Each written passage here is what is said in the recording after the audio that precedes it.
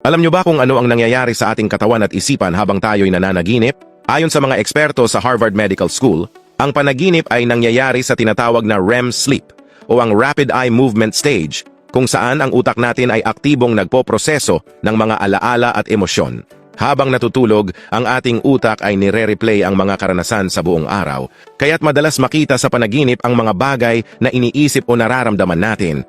Ayon sa National Sleep Foundation, ang mga panaginip ay maaaring magsilbing paraan ng utak upang maglabas o magproseso ng mga matinding emosyon.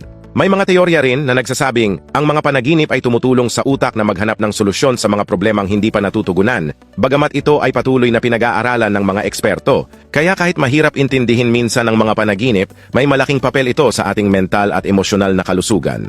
Kaya sa susunod na ikaw ay nananaginip, tandaan mo, patuloy na nagtatrabaho ang iyong utak, naghahanda sa iyo para sa bagong araw.